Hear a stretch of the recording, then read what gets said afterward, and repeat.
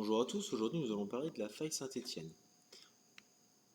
La faille Saint-Étienne, comme son nom l'indique, c'est une faille, et Saint-Étienne parce qu'elle est placée en face de l'église Saint-Étienne. Donc là on est côté océan, ici on a la barrière de corail, et on va avoir Saint-Étienne qui est de ce côté-là. Donc, Saint-Étienne, donc là on a la barrière de corail qui est ici. Hop. Donc là on voit là, donc ce que je dessine c'est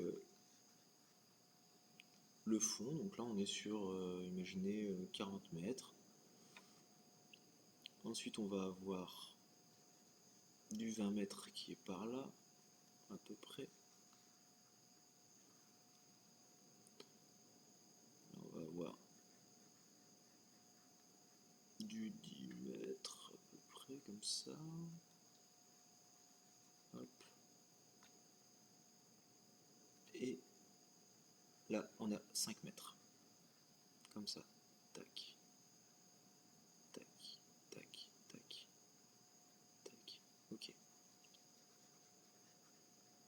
Ça marche. Donc, comme vous pouvez le voir,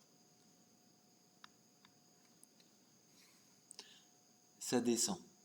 Donc là, on a 5 mètres, on a le bateau qui est ici, on descend au mouillage, et le parcours qui est fait, généralement, c'est celui-ci. Donc on suit, on est sur 5 mètres, 10 mètres, et là, on a une petite avancée qui est sur 15 mètres. Et là, ça descend comme ça, comme un toboggan, donc c'est assez sympa pour ceux qui veulent faire une plongée profonde.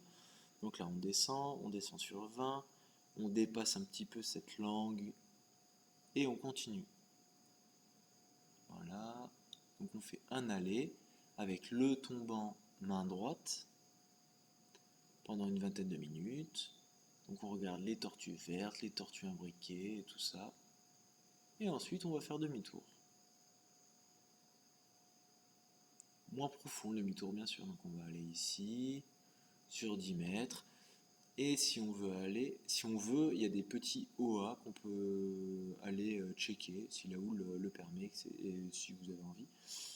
Hop, ici, donc bien faire attention. Vous finissez sur le platier, vous faites votre palier de sécurité et vous revenez. Voilà. La faille Saint-Étienne, elle est très sympa à faire également en plongée profonde. Personnellement, je suis un grand fan.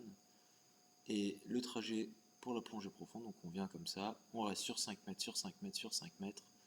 Et là, toboggan, 5, 10, 15, 20, 30, 40. On vient ici. Et pareil, ici, il y a une petite cheminée qui est sympa parce que le corail, il fait un peu comme ça. Et on peut remonter donc de 40 à 20 par ici. Et après, on continue notre plongée. Voilà, merci de m'avoir écouté. Ah sinon, je vais vous dire où se place un peu la faille Saint-Étienne.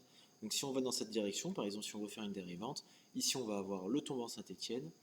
Et si on descend par là-bas, on va avoir le plateau Gorgone, le plateau Tortue, les trois pitons et la source. Voilà. Belle journée à vous.